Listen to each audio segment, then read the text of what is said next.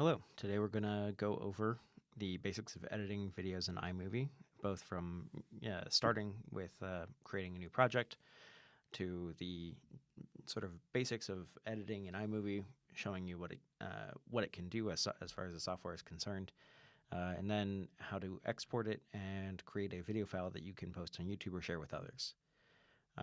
So if this is your first time opening iMovie, this is more or less what you're going to see. Typically, if you've done previous work in iMovie, you're going to see other projects, your past projects in this space. If this is your first time working with iMovie, obviously you will not have any pre-existing projects, so you really only have this Create New button. We're going to go ahead and click that and select Movie. Trailer is basically just a template that they offer. Realistically, most of the time you're going to not want to use it, so we'll just go ahead and choose Movie.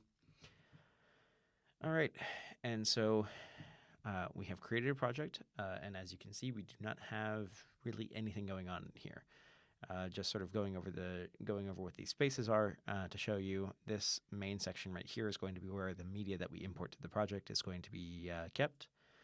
Over here is our preview of like what we have constructed in the timeline, which is this big section down here. Obviously, it even tells you that you can just drag and drop video clips and photos from our media bin, this section up here, to sort of construct our video.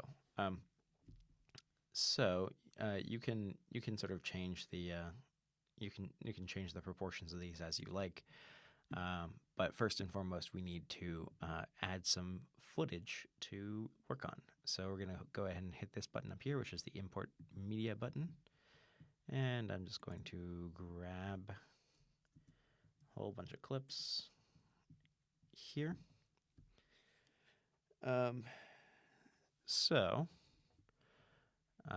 Once these little circles go away or fill up, it will have successfully fully imported all this media.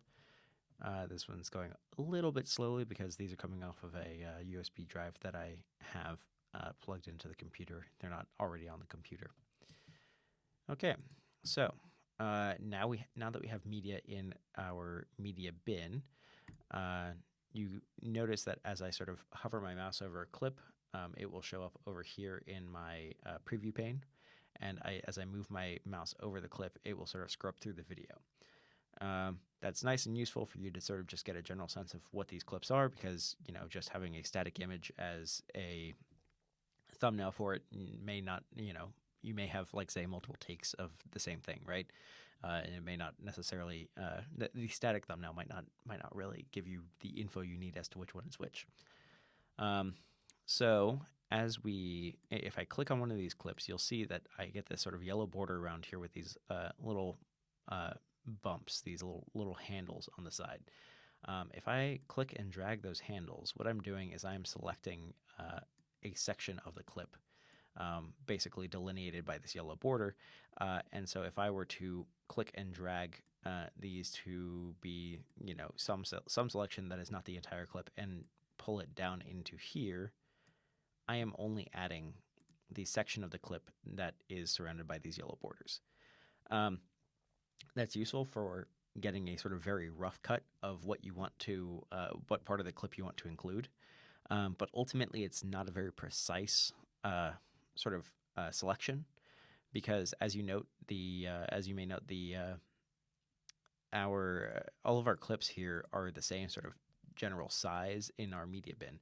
And it doesn't matter if they are, and that is going to be true if it's like a 45-minute long, video or a 10-second clip. So if I move, if I move this border a couple of pixels, in on a 10-second clip, that might be, a second. But if I do that same, if I move it that same amount with a 45-minute long clip, that, could be 5 minutes, right? So ultimately, it's really more just to sort of trim the stuff off the very beginning and the very end that you may or may not want, right? Which is all well and good, because once we have it in our timeline, we can still move around the borders, right? And our timeline, using this little slider here, we can change the scale of. So we can zoom in here, and we have a lot more control. You see, I'm going, by like fractions of a second, moving this around, which gives you a lot better options as far as getting sort of a more precise in and out to the clip. So I'm just going to drag a couple of clips in here. Let me zoom this timeline out a little bit.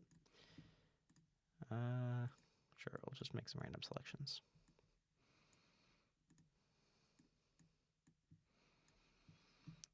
All right, so once you have stuff in your timeline, you can do things like, reorder them by just sort of clicking and dragging. And you can also change your bounds by clicking and dragging on the edges. That one I added the entire clip, so I can't actually change that, but I can change that with some of these that I did not add the entire thing.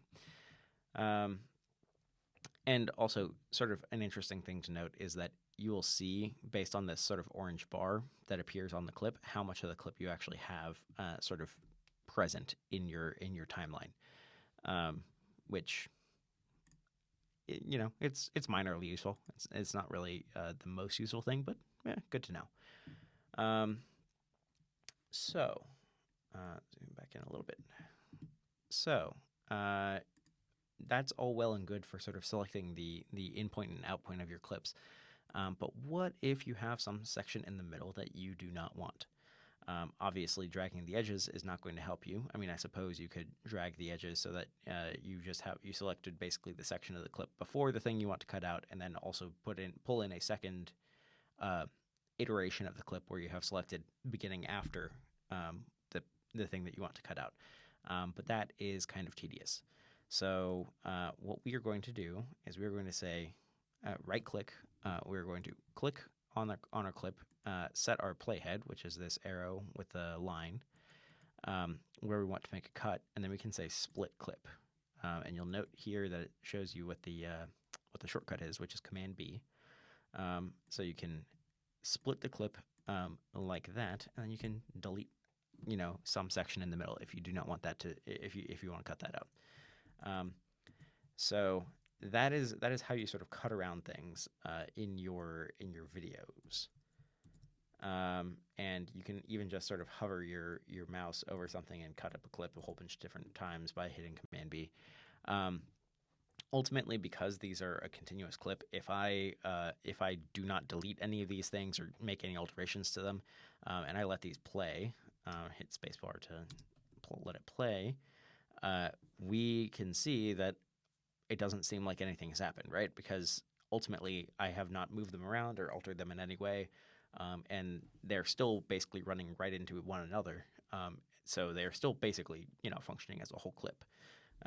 But obviously, if like you record an interview and somebody has a coughing fit, and you might want to cut around that, you can do that by doing that by using Command B or right click split at playhead, and then we can delete that section. So with regards to the sort of organization of the timeline, you'll notice that everything sort of seems to be running more or less right down the middle of this timeline every time I add one of these video clips. You can add clips sort of, this is a long clip, so we'll select a shorter section of it. You can add clips above this sort of main section of your timeline, which is like, more or less running right through the middle. And what that does is when you play it back, it will play whatever the clip over top, like whatever the highest clip in your timeline is. And then it will cut back to whatever else when that clip ends. Ultimately, you're probably not going to be using this terribly often. And in fact, it does have the downside of both of the audio tracks. You see that we have these blue sections beneath our clips. This is the audio associated with the video clip, assuming that you recorded audio with your video. And even though you only see the top clip, the audio from the clip below it is still playing, because effectively what it's doing is it's playing both clips just with one over top of the other, and they're the same dimensions, so you don't see the one underneath, right? If you do stack clips like this, ultimately you're probably going to want to cut out one of the audios, right? You're probably not going to want to play stacked audio like that.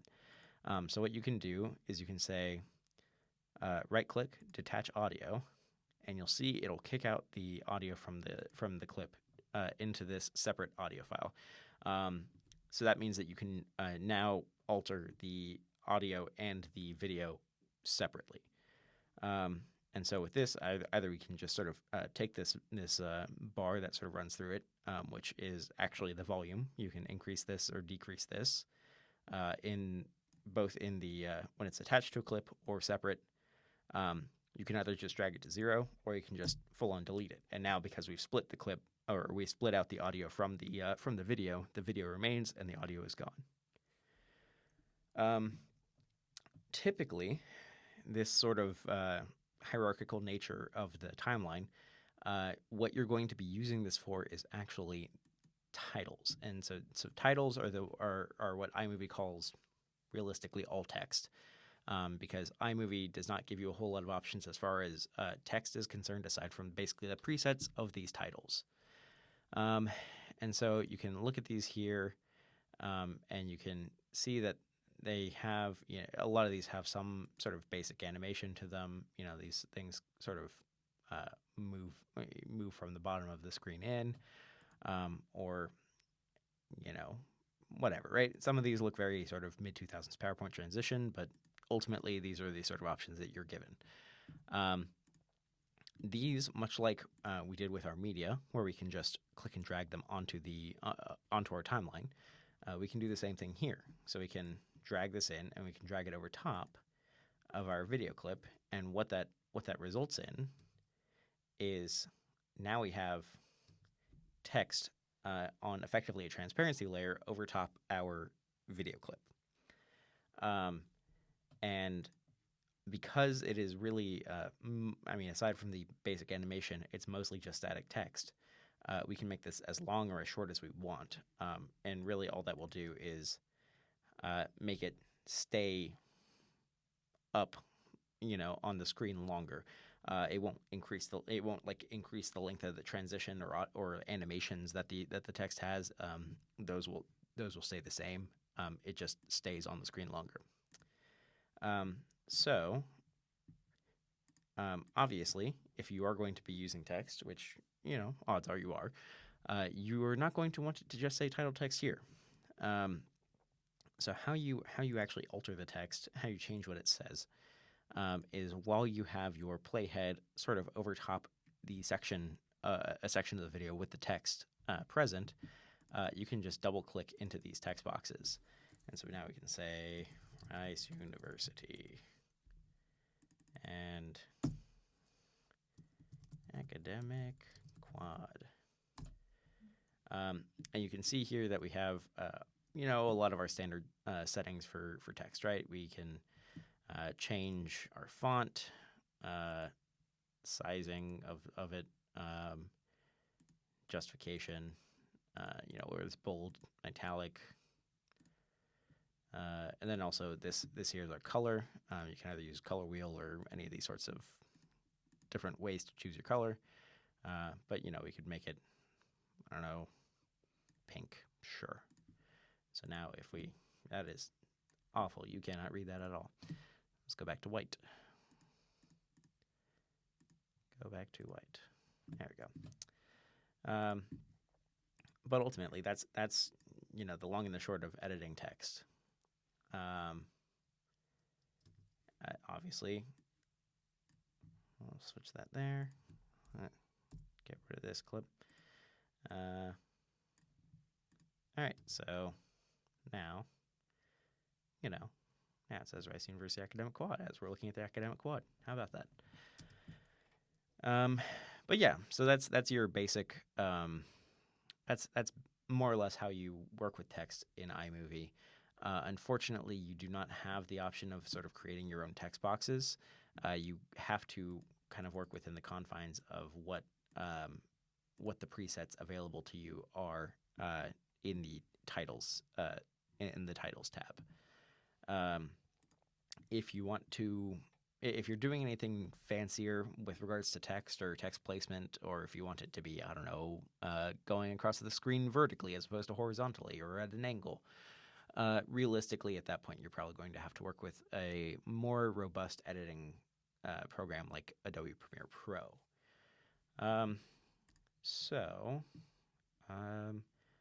Yes, and one other thing to mention with regards to text is if I were to just grab this and stick it in line with my sort of clips, it defaults to just white text, which is its default on a black background. If you want any other background aside from a black background, like if you're using this as like a title card or an end card or credits or something like that,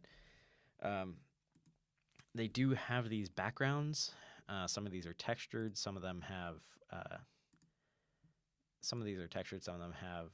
whatchamacallit, animation. I am not a huge fan of a lot of these, but I mean, at the very least, they do have ones that are just solid colors or gradients that you can use, and these you would just drag in to your main timeline and drop this over top of it, and that gives you something different than just a black background, right? I mean, they even have white here, right? So you could drag in a white, and well, obviously now it's white text and a white background, but you can change that color, right? And so now that's sort of what they have provided for sort of backgrounds for text. If you want to do anything different or fancier, then you will have to probably bring in a JPEG or PNG.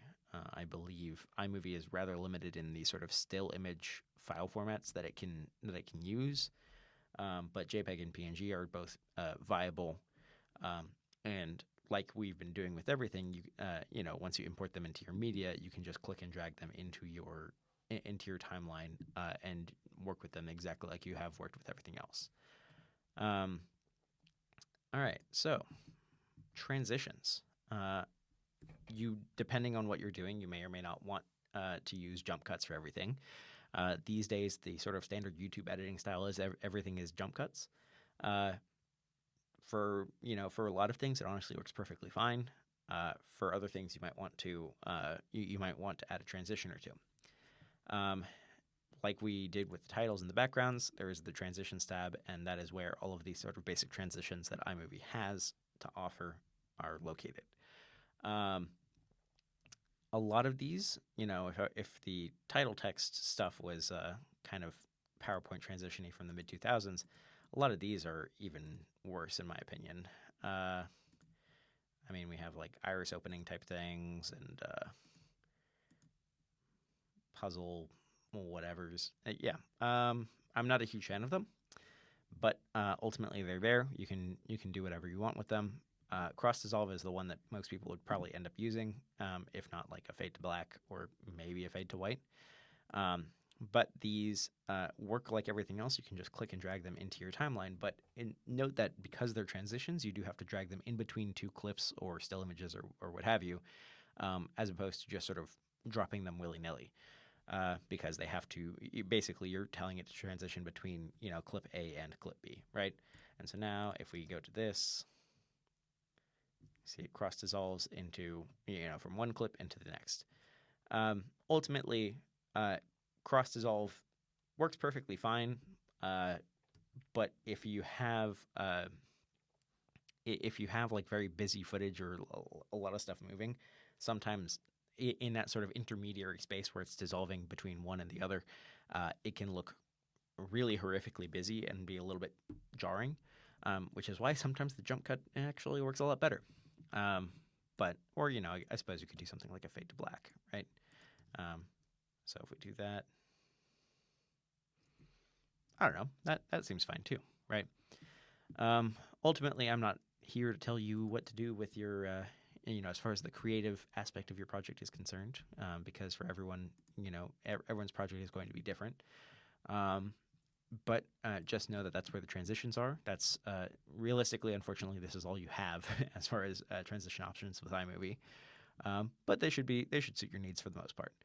And you can change the duration of your transitions here. You see that we have apply and apply to all. So I could change this to a 3-second transition, which it will not let me do because this clip is way too short for it to even transition for 3 seconds. Or you can and you have the apply to all button, which allows you to set all of your transitions to be the same length. The default for all transitions is 1 second. And if you do change these, obviously making the transition longer means that it's a more gradual transition from one clip to the other, but that also means that it's kind of eating up more of each clip on either side of the transition, right? Because basically it's taking the two clips and it's overlapping them by whatever duration of that transition is.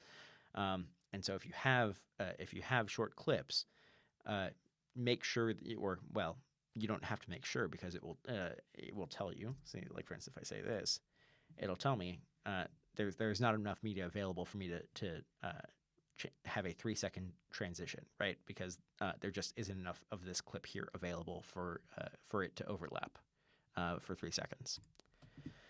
So just keep that in mind. Let's see.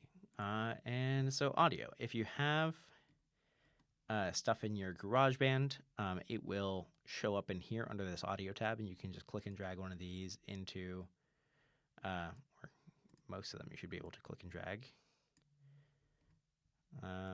Depends on I guess the file format, and I'm not entirely sure what the file format these are.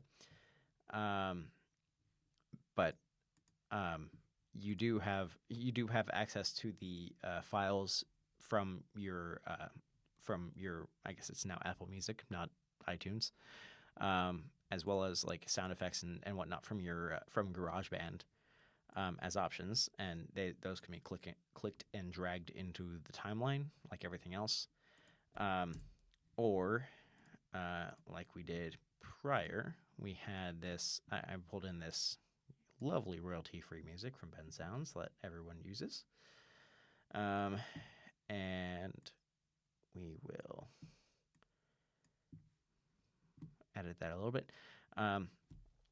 So, like our video clips, you can click and drag the edges to lengthen or shorten it. Obviously, you're not like stretching the song. You're basically just changing, when it comes in and goes out, right? You're not like changing you're not compressing the entire song down into a shorter period of time, or stretching it out over a longer period of time. You're just changing where the song comes in and goes out. And you can do you can cut it like we did before using Command B if you selected the clip, and cut it into different parts if you want to cut around the song, right? So one thing to note here, now that we have like a actual piece of audio, you'll see that we have a waveform here, and it goes into sort of the yellow, and then you even see it a little bit of it going into the sort of red range. What that is it's basically telling you that the audio is getting into sort of unpleasantly loud ranges, and the red is usually indicating that the audio itself is peaking, which can cause sort of distortion and degradation of the audio quality. So typically you want to make sure that at most it's like in the yellow. This is just a very loud song, so we'll just sort of drag this down and decrease the volume some, right? Maybe a little more, somewhere in between. And if you find it too finicky to sort of edit or to adjust the audio using that bar, if we select this clip here, thank you, you can click this little speaker tab here, and there's a slider that gives you a little more control over the audio. You can also use this auto feature. It will sort of select a range that it thinks is best. And then this lower volume of other clips is more or less trying to match audio levels across your entire project. So beyond all of that, all that's really left is for me to go over what these options up here, what these little buttons up here are. Um, so select a video clip, and so this first tab here is color balance, specifically pertaining to sort of the white balance of the clips, right? All of these clips are fairly neutral, but with the white balance, you can select a section of the clip that's supposed to be white, and it will automatically adjust the white balance of the clip so that, that is white. Note that if you do that and you click something that's definitely not white, you will end up with a very strange white balance, right? You're throwing it off, right? Because it's trying to take that tone and turn it into sort of a neutral, right? And so it will be thrown off in sort of the opposite direction on the color wheel from what color you have selected. So skin tone balance. Skin tone balance is just going to. I mean, if you have people in your clip, you can hit skin tone balance and select one of the people, and it will try and correct white balance for that. It's ultimately you're probably not going to be using that all that much, and in general, I recommend not being too reliant on the video editing in terms of like color and tonality capabilities of iMovie, because they are it has very sort of heavy-handed and rudimentary abilities to do these things. Ultimately, it is still free software. This match color is nice. What it does is if I select two clips, it will try and match the white balance between them. So that is nice if you do have sort of clips that have slightly varying white balance between them. Maybe you shot them on a different day. Maybe you shot them under different lighting conditions. Maybe you shot them with different cameras, right? All of these things can contribute to having different white balance. But know that the match color does a pretty decent job in trying to match the clips to one another in terms of their white balance. So this color palette here, this is where you can do sort of adjustments to color and sort of brightness and tonality. I would be very careful with these. This here's our saturation. This is sort of warmth, right? You can make it warmer or cooler. And then this is like our highlights through shadow, or highlights through shadows, right? So then this end here, I'm darkening the shadows. I can sort of pull these midtones around. I can brighten or pull down the highlights. It works, but it's very heavy-handed, and I find that messing around with these sliders too much, and you end up with like very unnatural-looking footage, because it doesn't have a whole lot of nuance in the editing. So I mean, like if you just have a little bit overexposed footage, you can come in and try and pull down the highlights, right? Or try and lift the blacks a little bit if it's if it's a little underexposed. But I would really stay away from being overzealous with pushing around these sliders. Cropping. Typically, you're probably not going to be doing a whole lot of cropping unless you have, I suppose, footage at different resolutions. But I mean, typically, you're probably going to be working with a single resolution, either 1080p or 4K or whatever the general output of the camera that you're using is, whether that's your phone camera or a camcorder or whatever. But you can sort of crop in and you can use this to crop your footage. I typically don't recommend cropping footage if it's all if you're working with all the same resolution footage, right? If you if you are working with, all 1080p footage and you have like one clip that's 4K, at that point, sure, you could crop in the 4K footage and like basically select an area that's 1080p. But like basically every time you crop it, you are, losing resolution, right? Because you're going to be cutting out a number of pixels outside of that you're cropping off, and then it's going to then sort of enlarge the footage to fill the frame, regardless. And so, if you put in a heavy crop, it's going to end up you're going to lose a lot of resolution when you do that. And then you have this Ken Burns effect. This is really obviously more for like slideshow type things.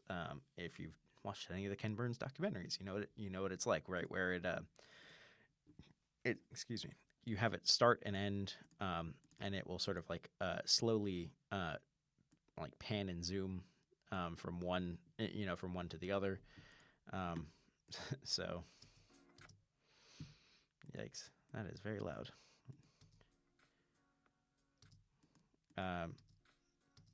Yeah, I mean, that gets a little weird, especially because this is, video footage and has motion of its own already. But yeah, I would not recommend using Ken Burns effect with actual video footage. This next tab here is for stabilizing shaky video. This was all shot in a gimbal, so I don't really have a good option to, good clip to show you. But basically what this does is it analyzes the footage for like the dominant motion and tries to sort of correct for that. Changing this slider, here it's automatically set at 33%, but changing the slider will, increase or decrease sort of the strength of it, trying to keep it steady. Just know that the more you rely on it, the sort of more jerky and robotic your footage may end up looking, because it's like really fighting. If you have a lot of motion in it, it will fight very hard to try and keep it steady. Ultimately, the best option is just to shoot less shaky video, which is, maybe not super helpful if you're shooting, on a phone. But the DMC does have gimbals that you can check out. We have a smartphone gimbal as well as 2 gimbals for small cameras. Well, I say small. They can fit a reasonable sized DSLR on them. But ultimately making it's a lot easier to fix shaky footage in the recording process than it is in the than it is in post. And fix rolling shutter. If the camera that you're working with suffers from rolling shutter, which is sort of where as the camera pans or moves, you see structures. I don't know that this is suffering from it too much, and the motion is slow, so it's hard to say. Basically, if you sort of like as you pan the camera or move the camera around, you see sort of vertical structures sort of slanting off away from the direction of the movement. That indicates rolling shutter. It's a thing that happens with digital video as a result of the sort of scanning process of recording the video on the sensor. Some cameras have it worse than others. Most cameras will have some amount of it, but usually it's not too bad if you're using a reasonable camera. But this is an option to just try and combat that a little bit. It works all right. It's decently helpful. So we already went over the volume, slider. This reduced background noise. This is mostly for if you have like a low persistent background noise, like if you're recording next to some sort of electrical appliance and you have sort of an electrical hum, or like maybe you're picking up like AC noise. You're recording indoors and you're picking up AC noise. Really that's what it's most useful for. If it's not going to reduce just any sort of background noise, right? It has to be something that's sort of persistent across the entire clip. Like if somebody is jackhammering outside, the window behind you when you're recording, it's not really going to help with that because it's not a persistent noise, and so it's not going to be able to sort of correct for that. this is where you would slow down or speed up your clips. We can make it slower, 10%, 20%, or sorry, 25%, 50%. And so when you slow down clips, just keep in mind that the typical frame rate that you're going to be recording stuff at is 30 frames per second. When you slow it down, what you are doing is you are taking those frames and stretching them out over a longer period of time, right? Which means that you have less frames per second than you normally would, which means that as you slow it down further and further and further, it becomes choppier and choppier and choppier, right? Because you need realistically, it's about 24 frames per second for the human eye to sort of detect it as like persistent motion and like not notice the frames and the individual frames in between. So, even at 50%, it doesn't look great if it's, it starts to stutter. So if you're planning on doing any sort of slow-mo work, know that you should realistically be shooting in 60 frames per second or faster, right? Or basically increase the frames per second that you're shooting so that when you slow it down, you are still sort of maintaining a reasonable amount of frames per second so that you don't get that sort of choppiness. A lot of iPhones these days now have a slow-mo mode, and you're probably better off just shooting in that than trying to do it in post in iMovie. But also, if you're using something like one of our Sony a6300s, it can shoot, I believe, up to 120 frames per second at 1080p, which allows you to obviously go down to 25%, and it will give you smooth footages. It will still sort of maintain the smoothness of the footage. In contrast, when you're speeding a clip up, it doesn't matter, right? Because you're effectively doubling your frame rate. It'll be very smooth. It'll just be fast. So you don't have to worry quite so much about how you're shooting it when you're just speeding a clip up. But you do have to keep it in mind when you want to slow clip down and do slow motion. And then really the last tab that matters, because this one is just general information about the clip, is this clip filter. These are all kind of old school.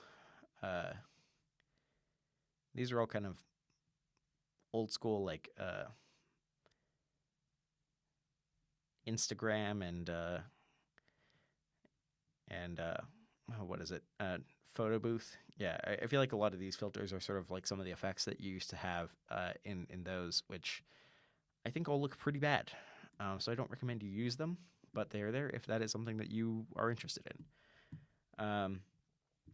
Ultimately, once you have everything sort of set up the way that you want, you're happy with your video, you need to export this as a file that you can actually use, post to YouTube, send to someone, what have you, right? Because if I hit Command S, all that's going to do is save the project, which does autosave as well, which is probably important for you to do, but ultimately that's going to not give you a file that you can work with outside of iMovie. How we export it is we go to File, Share, and then you see that we have these options. I don't know why you would ever want to immediately export this into an email. And I also even recommend against exporting this directly to YouTube or Facebook. So we'll choose the file option. And so obviously we can change this. We can change our title. We have options to export just the audio or the video and audio. I suppose that's useful if you're say recording a live podcast and you want to have the video and audio file to put on YouTube, and just the audio, and then just also export the audio itself for posting on Apple Podcasts or Spotify or whatever. Ultimately, you're probably going to mostly just be exporting both video and audio. You can choose your resolution. I would always say, go with highest that you can, given the footage that you have, right? Um, Quality, the difference between high and best ProRes. ProRes is just a different. It's a different video codec, which is it does produce slightly higher quality, but realistically, depending on the footage you have, you may or may not even notice a difference. And you see that it increases the file size dramatically. So if this is just a simple project that you're going to be posting on social media or even YouTube for that matter, you are probably going to be fine with just high quality. Realistically, if you're doing a whole lot of crazy, fancy video editing, you are going to be editing in something that is not iMovie. But I mean, if you are using iMovie and you want to have like the maximum possible quality that you can get out of iMovie, then go ahead and export it with ProRes. And then as far as compression, realistically, there's not a huge amount of difference between these two. Faster obviously goes a little faster. Better quality will take a slightly longer period of time. I'll hit next, and the computer will chug.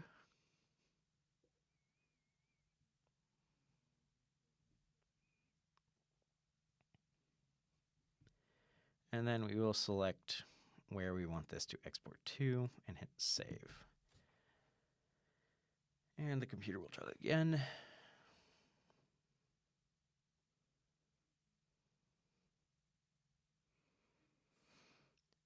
And the video is now exporting. You'll see up in the top corner here that we have this little circle that will slowly fill. As that fills, that is just showing us that the progress of the export. So keep in mind that you do not want to close out iMovie while this is still going on. Obviously, you want to wait for it to finish. But once this is filled up, it will say, we'll be all set, and it'll say shared successfully. And so now you have a MP4 file that you can work with elsewhere. Post it to YouTube, what have you. So yeah, that's the basics of iMovie. Hopefully this helps. And obviously, if you have any questions, feel free to come talk to us at the DMC. Thanks.